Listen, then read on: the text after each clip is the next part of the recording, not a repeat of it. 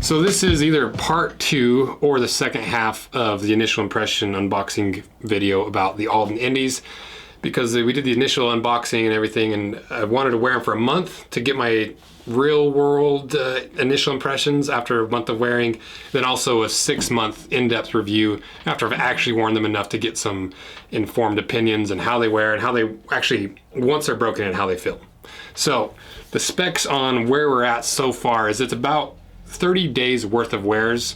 You know, there's a few days I took off here and there, so it's probably been more like 40 to 45 days, but 30 days-ish of wear. And that's about 250 miles of walking. And most of the walking that I do is in here in the shop, so either in the back on the concrete, some of the carpet, and then I went on a few hikes, maybe 3 or 4 different light hikes, nothing crazy, just pretty groomed trails, nothing crazy about like big rocks and stuff, because initially I kind of wanted to just like put these through the ringer and see what happens, and but then I've just been busy, and so I haven't been able to put them through the ringer. And I kind of like the idea of just wearing them without any special thing in mind, or any not objectives, but like, what is that word, the without any agendas in mind. So well, I've just been wearing them casually. I haven't been babying them, but I also haven't been beating them up. So they're very much just a real world wear for my lifestyle. Wait, before you skip away from this ad, the owner of the company that's sponsoring this video owns 2 pairs of Aldens, and if you stick around through this ad, I'll tell you what ones he's got and what he thinks of them to incentivize you to sit through this ad, because these guys are taking a gamble on sponsoring a video on the Rose Anvil 2 channel. They're single-handedly funding this next venture where I'm gonna just ramble on and give you a lot of the insight behind the videos on the main channel. So who is the sponsor? Well, it's the Morning Dram. And the Morning Dram is a coffee for spirit drinkers. It was started by Tommy, the owner of a restaurant in New York City that was awarded the best whiskey bar in America. And he's someone who values quality and well-made things. And he says he has 2 pairs of Indies, one in the brown rusty calf and a pair of the earth reverse chamois with the lug sole. The Morning Dram has 2 lines of coffee, the orange bags that are their barrel aged coffees, and the blue bags that are their single origin and blends. But the orange bags are really what is kind of crazy about this company, because they're barrel aged coffees. There's no alcohol or artificial flavors in the coffee, just specialty coffee that's been aged in ex-whiskey barrels. So you get the flavors of a great cup of coffee with the subtle accents that you would find in a bourbon or a rye. And it's not just like a flavor gimmick, you can actually taste the difference. It's kind of crazy. We brewed up a couple cups. You can see we already used half the bags and stuff before this was recorded. But even the bags smell like coffee and whiskey combined, and it's a really unique flavor. And because it's so unique, it makes a really great gift for your family, clients, friends, your coffee lovers that have maybe never tried something like this, or the whiskey lovers that like coffee but they've never quite had the same fusion. One thing that I struggle with clearly is these bags staying straight up and down. But what does Tommy, the owner of the company, think of his Aldens after watching the video? He says, "I love them, but must admit it was pretty disheartening to hear they were not built to the standard I thought they were." So it seems like Tommy's got a pretty similar opinion of the Alden Indy's after watching that video. So check out the Morning Dram via links in my description, and find them on Instagram at the Morning Dram, or go to themorningdram.com. Check them out below, and thanks again to the Morning Dram for taking a gamble, taking a risk on the channel too. So check them out, support them, because they're what makes this second channel possible. And I haven't really done any other research on this boot since the video launched, because I didn't want to cloud my judgment with what other people think, because and come to some conclusions based off other people's information instead of what I actually feel underfoot and how they wear. Because there's a lot of information out there from Alden Indy lovers that I kind of wanted to keep away from my experience in them, because it's really easy to trick yourself on what you're feeling under your feet if you're supposed to be feeling something under your feet. And so I'm coming into this fairly blind. Everything that I know about Alden Indy's is everything that you saw in that Alden Indy video. If you haven't seen that, that's the whole context of this, so go watch that video. So the way that we're gonna do this 1 month review, the 30-day review, is I'm gonna go through my likes and I'm gonna go through my dislikes and just kind of an overall impression of them so far. And maybe before we do that, let's talk about what this boot actually is. So this is the Alden Indy's, but in shell Cordovan. I guess maybe this is the model number. Like I mentioned, I didn't do any research. but it's the, whatever that says. I got them in a 9.5C, and that's the closest thing I could get to a recommendation from the research I did online. And the sole is their more like commando looking sole, and it's a very soft rubber. I was surprised at how soft it is. So I think that's all the information that you need to know. That's kind of the gist of what this boot is. And so now, let's start with the likes. Okay, so like I mentioned, I got a 9.5C, which my foot on the Brannock is a 10C, so I went half a size down. And so when I got these, when I put them on, if you watch the other video, they fit pretty comfortably right off the bat. You know, they're a very, very generous last. They're surprisingly wide for how narrow they look. And I think that's where most people find that extreme comfort that they're always talking about. Like, yeah, they might not be worth $600, but the comfort in the last makes it worth the $600. And I think it's because it is a very wide, generous last. Like, I've got plenty of room on both sides of my foot. Like, I can move my foot around, and this is a C width. And you can see how wide like it is through like the ball of your foot area. And the one thing that really separates this shoe from any of the other wide toe box shoes that we've seen is it doesn't look that wide. You know, it still is kind of a wide, chunky dress shoe for a dress shoe, but it's deceivingly wide for how narrow it looks. It's kind of a brilliant last. You know, despite any negative things we've said about Alden and the construction, the materials they choose, I would hope that I could be as close to as an objective reviewer as I can. It's impossible. It's an impossible task, but this last is quite brilliant. I think this is probably something a lot of people know, but like I said, I didn't do any research, and so I kind of discovered it for myself, which was a really fun process. And I hope it'll bring a unique angle to this boot. So I tried to do this on camera with the whiteboard up, and I was trying to trace things, and it just didn't make a whole lot of sense. So I'm redoing it on a top-down camera so you can see exactly what I was trying to describe with the Alden Indy True Balance last that Alden has made really popular, and comparing it to a dress shoe and a really nice, comfortable, wide toe box boot in the gym green Razorbacks. So first thing, let's point out like the two really big things that make the Aldens different and special. So first, if we just do a quick outline of this boot just to give you an example, a flat version of what I'm trying to describe without trying to see through the boot itself. So the first thing is, this is surprisingly wide. So it's a very wide last. But more importantly, this last isn't nearly as symmetrical as a lot of dress shoes. Notice how if you line it up on the side here, or even symmetrical, you do have a little bit of room over here, but more importantly, this whole last curves over like this. So instead of being straight up and down, the whole thing's kind of like banana shaped over. It has this like banana deal, right? So those are the two things that really stood out to me about this last that made it really brilliant. But the weird thing about it is it just looks like a dress shoe for the most part from the top down. So how did they achieve that? Well, if you look at gym green, we line that up nearly perfectly like that. We do green marker for gym green.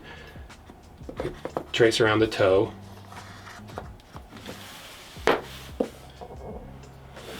So it's essentially the same width as a gym green boot, but you have it brought over a little bit in that banana effect. And more importantly, that toe is extended up and longer so that you have the look of a pointy dress shoe, but the width of a really nice wide toe box boot. So this little gap right here, that was the worst, whatever this thing is called. How do we do this? Jeez. That's the magic. And this is the magic, okay? And it's fairly brilliant for those two reasons, in my opinion, because if you put your foot, actually let's trace just a general dress shoe. We'll do it in red to denote bad. Red is bad. So we come in here. Oops. So essentially you have the pointiness and the extended toe of a dress boot or shoe. You've got the wide toe box of a more comfortable wide toe box boot like in the gym greens. And when you combine those two, you end up with a really unique last that has the extended toe to make it look pointy, so you don't have the snub nose, really short, wide toe box boot, but you also have the width of a wide toe box boot with the look of a dress shoe. And added, that alone is pretty interesting and a smart design, right? The wide toe box dress shoe, but by bringing that whole last over like a banana, it offers a little bit of extra room for your big toe without sacrificing a lot of the width. Because if I put my foot on this now, you'll notice, can you see that? See, if I was in a dress shoe, my toes would all be squished in like that. So, not comfortable. Nobody wants their toes like that. And you know, and that's why people don't like dress shoes. But if you're in a wide toe box boot like the Jim Greens, you can see you've got ample room on either side for your toes to extend and be natural and be able to wiggle your toes. But with that extended banana-ing effect of the Alden shoe, you really get a nice anatomical last. You have a lot of room in the toe box, and you get that pointy toe. So that's in a nutshell why I think it's really brilliant. To sum that up, they take the last and bring it over like it's more of a banana shape, so it follows your big toe line. Because if you draw a straight line from this, it's fairly wide and brought over to the inside of your foot. And they keep it really wide, and they extend that toe up to a point so that if you were cut off like this, it'd be a really wide toe box boot. But because they bring that up, it kind of hides that wideness. Very, very smart last. Next thing I really like is Cordovan is surprisingly durable. You know, I've had a couple pairs of Cordovan boots, but I've kind of babied them a little bit more than this pair. This pair, you know, we were reorganizing the shop, moving some equipment around, and at some point I must have just kicked a corner of some piece of machinery really, really hard. Because if you look, ooh, let's see if we can get this on camera. It's so hard to do. Right there. There's a big gouge right there, and when I first looked at it, I thought I actually punctured through the Cordovan. I was like, are you kidding me? $900 boots, they already punctured a hole in them. But then I started bending the leather and flexing it, and that leather just popped back up, and there's not actually any damage to the leather at all. I don't know if you can see this, I'm gonna have to do it in B-roll. It just pushed the leather in, and there's no damage to it. So Cordovan is surprisingly durable. You know, I questioned some of the claimed attributes of Cordovan, and that's still not definitive proof by any means, but it surprised me at how durable it was. Next thing I like about these Indies, or these Aldens, is this version has more leather than the cut apart true 405 Alden Indies that we reviewed in the video. Because the one we reviewed in the video, the only real piece of leather in the sole construction is that split leather insole. It's not even a full grain leather. And then everything else is leather board, which we'll tackle in the 6-month video. But this one, this $900 Alden Indy boot, you've got that leather midsole, I guess is maybe what it would be considered, that is underneath of the outsole. And then you still have that fake leather, like a leather board in the heel stack. And then I believe the layer above that is also leather. So there is more leather in the $900 Cordovan ones, which would be an absolute crime if it wasn't. So I do like that about this particular version. Still, that doesn't really talk to me liking the choices of, or the lack of leather in this one, but for this specific model, it's nice. The next thing I like is they are a really handsome boot. You know, there's a lot of boots out there that maybe are more dressy and more aesthetically pleasing for a dress boot, but these really do give you that wide toe box with the look of a dress boot, with the comfort of having a really wide toe box, and they're a good looking boot. I think most people would agree it's a pretty handsome boot. It is a little bit dressy, especially the Cordovan versions. Like, I feel a little bit silly wearing them around every day because I'm not really the type that wears dress clothes and gets dressed up in fine clothes, and so for me, I feel a little bit silly in them, but that isn't necessarily a critique of this. It's more of a critique of my comfort level with certain attire. But they are very dressy, and I think some of these other versions are less so. So it's not really positive though. So, and I guess the last positive, even though I kind of already covered it, is that they are really comfortable. You know, are they so much more comfortable than any other boot I've ever worn? Not really. I don't really see so far, I don't really see why people love this so much solely because of the comfort, because truly there's nothing different about this boot than any other boot except for the width. And so that leads us kind of into the dislikes, you know, because like if you really want a wide toe box boot, there's plenty of options out there. It's not something that only Alden Indy or Alden does, and so they're all really comfortable, but it's not quite as mystical and magical and this true balance last that has it. It's just a wide last. You know, it's a smart last, it's a brilliant last, but it's just wide. So I like them. But as for dislikes, the outsole is already kind of like falling apart. So at the toe on both of these boots, you can see that I really don't beat these up either. I was really surprised at how much this is already coming apart. It's just because all I've done is worn through those stitching, and there's a foam layer right underneath the outsole at the toe only. And that just does not glue very well. And like I'm not gonna pull on it because I don't want to ruin these, but like I'm pretty positive I could just kind of pull these off, and it's only been a month. But that's not the point. Like I'm not trying to destroy these. I'm trying to just wear them. And you can see here on the side where I've started to wear through that bottom stitching, they're starting to loosen up a little bit there. And if you look at video or photos of people that have these boots on, I've noticed a couple people, they start to fall apart here at the side. So that's kind of a bummer. You know, for a $900 boot, you'd hope that your outsole would stay on longer than a month, or at least would stay like well cemented for a month. But also, I do maybe beat these up more than the average guy that's wearing them in the city that works in an office. But even still, it's just foam at the toe. I don't know what that's for, because with the design of this last, your toes really shouldn't be up near the tip of the boot. Like for me, I have like a thumb width, an inch or so of room at the toe. So I don't know what that foam is for, because it's not like it gives you any more, really that much more comfort. There's probably a good reason for it, but like I said, I didn't do any additional research. I just wanted to go in blind and be like, this is exactly what I felt underfoot when I was wearing these, or what I've experienced. So there might be a good reason, but I haven't felt the reasoning behind it. It doesn't feel any different. Next dislike is the heel is also coming up, which is really annoying, because none of the heels are ever really on there very well, because there's just a little bit of wiggle room with any heel that's nailed on and glued.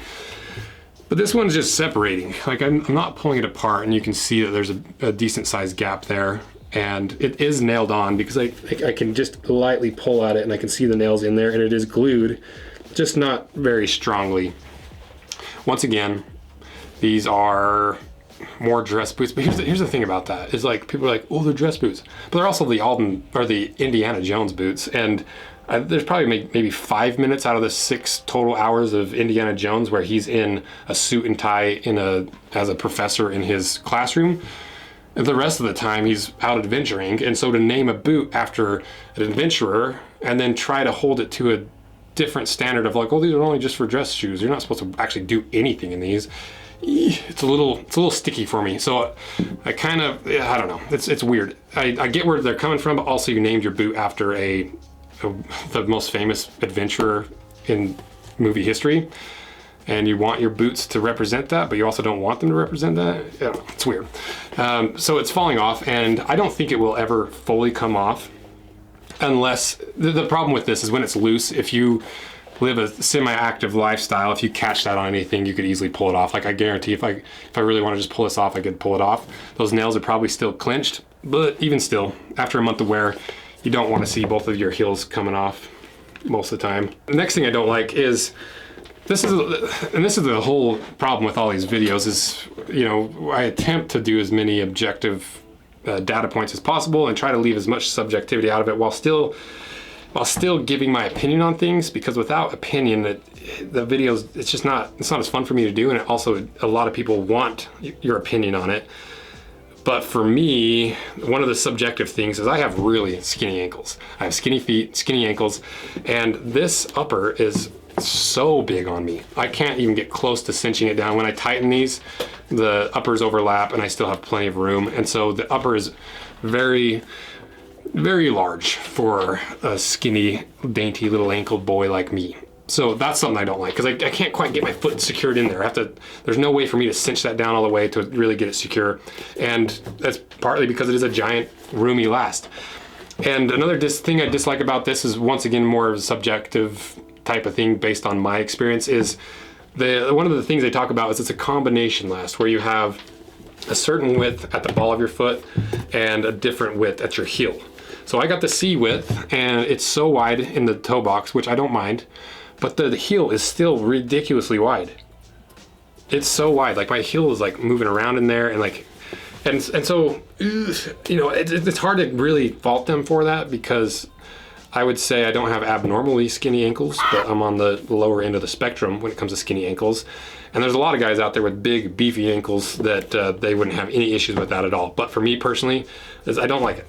It bugs me. I don't like being able to, my foot's kind of flopping around on the inside because I can't cinch them down. You know, even down here at the bottom laces, I could cinch them down tight and without any issue. Like, what I mean by tight is like I could cinch them down as tight as possible and it'd still be a little loose on my feet. So a little bit more subjective, but one thing that, I guess it's still subjective, because this whole thing's subjective at the end of the day. I hate that patch of foam at the heel. I don't know who likes that, but I can feel like the high pressure points because the edges of that foam don't go to the edge of the insole, and they're not skived down. So you have a hard edge all the way around that little foam pad. And to me, it completely negates the potential comfort properties of having a heel that has foam underneath of it by just making a tiny little patch. It doesn't make a whole lot of sense to me, and I can feel the edges, and it bugs me. I've thought about ripping it out, but you know, the goal with this is to wear them for 6 months to really get a full review of them. So I don't want to rip them out because it still might compress over time. You know, those edges might compress down, but for at least the first month, it's not any more comfortable. If anything, I think it's more uncomfortable because it's in there. So I hate that. So the next thing I don't like, and I think I mentioned this in the initial impression, is when I put these on for the first time, and every time I've worn them since, it feels like they're rolling my ankles inward. And it's really strange to me because one of the big claims is this is an orthopedic last. It's built to correctly line your feet up and all this stuff, but they don't. This particular shoe pulls my ankles in. It gives me pronation for no reason. And maybe it's because I'm used to like the Whites and Nicks and JK, where they have that really heavy arch support that gives you just a little bit of supplination. I don't know what it's called, supination, something, where it corrects your posture. But you can see, I guess maybe you can't see. Let me pull this back. Can you see on camera? Yeah, you can see it. You can see how it's rolled in. And it's not that I've worn them that way, because they've actually gotten better with time. When I first put these on, it felt like my ankles were turned in. So maybe it's just a flaw in this one particular pair of boots, but for something that claims to be orthopedic last, I don't like the feel of it, and it rolls my ankles in. It's annoying. I honestly can't think of a reason why they would do that when it comes to like the orthopedic lining up the bones and stuff, because it just rolls your ankles in, which misaligns everything, and that's usually what orthopedic things are trying to prevent. So for it to be that way is kind of annoying, and it doesn't cause any discomfort, I don't think. But I do notice it every time I put it on. I'm like, ugh, just kind of roll my ankles in. Next thing this is something that actually really irritates me, is these eyelets are so stinking sharp. They're ripping apart these laces already, and every time I tighten the laces, I can hear it and feel it grinding against the laces and tearing them apart. They're not the best eyelets. They're kind of like a refined little dressy eyelet, but they're not the best. They rip up the eyelet, they rip up the laces, and you can see it's only a matter of time, if you're really cranking down on these, that you're gonna pull it through, because there's just not a lot of real estate that these eyelets are gripping onto. And I wouldn't be surprised if one of these eyelets failed, just because of how I have to tighten these down to get them to fit me right. But it's just annoying when eyelets rip apart your laces, because especially for a dressier boot, you're like, oh, look, I've been taking care of this Cordovan, I've been shining it every single night, whatever. But then your laces look like hot humidity with curly hair. You're just like it's just all these flyaways. Don't like that. Bugs me. Next is also a little bit of a nitpicky thing, but it does bother me, and that's kind of what we're doing, right? Is talking about everything that bothers me. It's the fake Norwegian Welt. It doesn't bother me that much because there's a lot of people that do it. Red Wing does it. Thorogood does it. I think Grant Stone does it. There's a lot of brands that do this fake Norwegian Welt because it's just for looks, and I think it still offers some protection from the elements because that welt goes up the side of the boot as well, rather than having like a divot that stuff could fall into and like dirt could collect. But it honestly doesn't offer that much more protection if we're being real. But I do like the look of it. I like the look of this reverse split Norwegian welt way more than this welt. To me, this looks a little bit cheap because I know exactly what this welt is. You can buy this welt in big spools where it's just pre-crafted welt. It's not uncommon. I just don't like the look of this welt personally. So I like this welt a lot more, but it is a fake Norwegian welt, which might bother some people.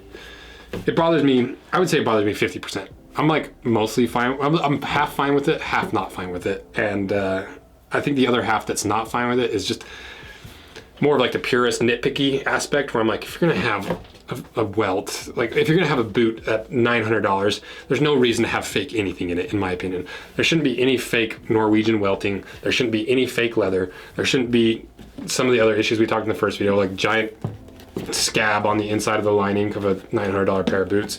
And that's kind of the next point actually, is for a $900 boot, they don't finish them very well. For a $600 boot, they really don't finish them that well.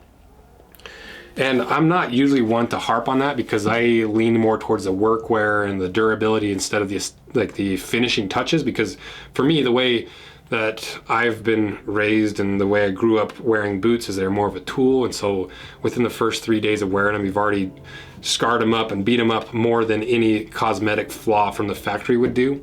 So it doesn't bother me that much unless it's a dress boot and it's $600 or $900 and they're a little bit shoddy on some of the finishing. You know, especially where Alden has a different business model where they do like that limited, like the shell Cordovan lottery thing, and they don't, you know, they're just a different business model. They kind of have this thing where they're like, well, we only sell to the people that like us and the people that appreciate us. We do small numbers. We're not like these big brands that like sell out and do all this big stuff. And yet they have all the hallmarks of a company that's optimizing production for margins instead of the finished product like they claim to do, or at least the fans of Alden claims to do.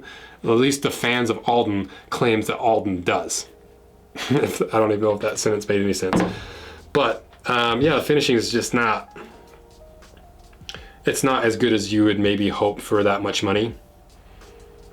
But I honestly don't care. So, because to me, I'm like, but actually, you know what? If I bought this $900 pair of boots for a dress boot and I really wanted to take care of them, I really wanted to just like keep them as pristine as possible and only wear them like when I go to a fancy dinner or go to like a concert where you dress up in a suit and tie, listen to some classical music, then I'd be upset. Actually, I think I'd be upset. So I stand behind that critique. The next thing I don't like, once again, this isn't necessarily Alden's fault.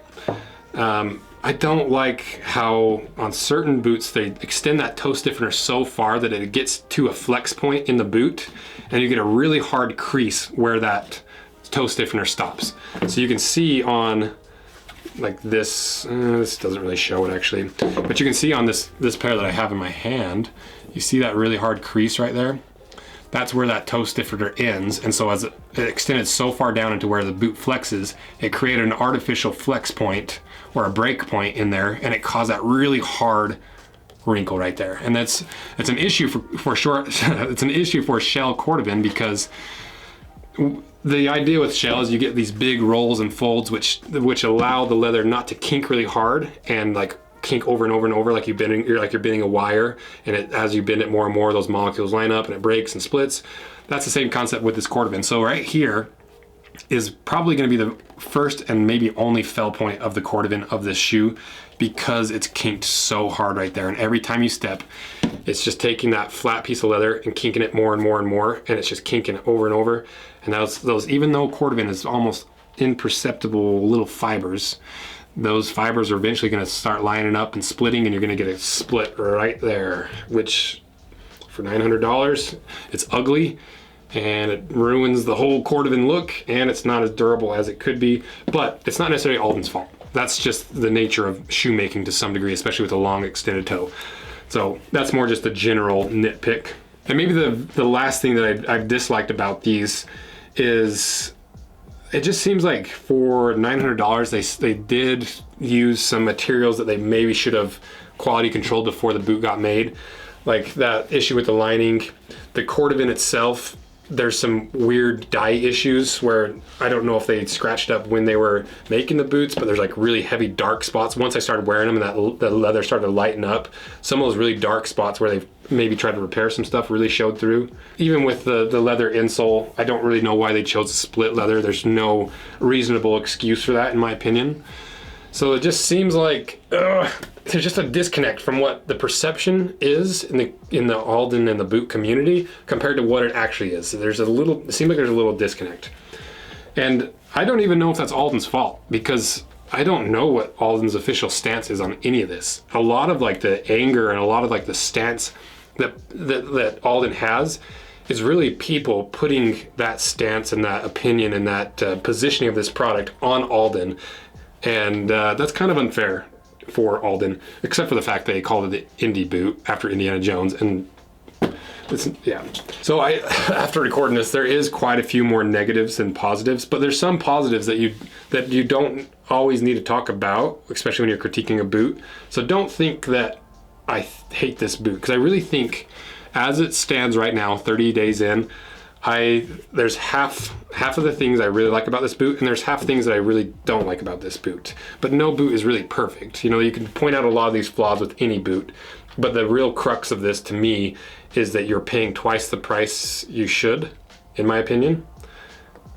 And if you're not getting twice the quality of materials or the value of the materials, you would hope that cost would be in something else, like the finishing or the quality materials or the quality control or if it really was this magical last. But it's a brilliant last, but it's not like, it's a brilliant last. How do I describe this? It's a brilliantly designed last, but it's not a brilliant last underfoot. Does that make sense? Like the last itself is a really smart way to design a last, but at the end of the day, the last isn't that different than like a Jim Green last or a 1,000 Mile or Iron Ranger. It feels really similar underfoot. I would almost bet that if you got a 9.5 double E Iron Ranger or Wolverine at $300 to $350, actually like $350 I think is average for that, and then you took a pair of these and you put them both on your foot and closed your eyes for a day and you walked around, or you maybe put like a big ballerina skirt so you couldn't look down at your feet, and you wore them and you'd be like, all right, which boot was more comfortable? You'd be like, I don't know, they're about the same really. I think that would probably be true. Maybe we'll try that just to see, because I think that's my understanding and my feeling about the last is it's a brilliantly designed last. It's so smart, but that doesn't mean it's more comfortable underfoot. It's just a smart way to hide a wide last.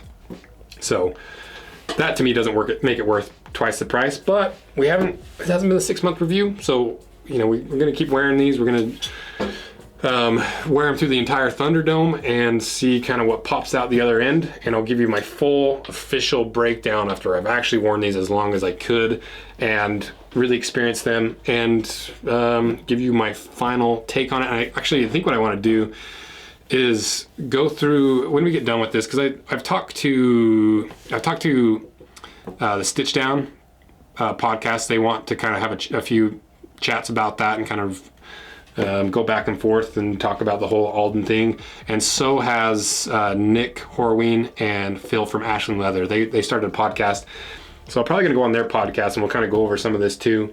And yeah, so it's an interesting one. I think the amount of divisiveness in this whole thing has really been beneficial for me, because it helped me see some blind spots. It helped me really dig in and be like, what do I actually think about this boot?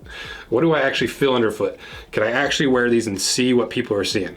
So it's been really fun. I still feel justified, and I still stand behind my previous video, and I still think they're really comfortable. I think at the end of the day, these boots are very comfortable.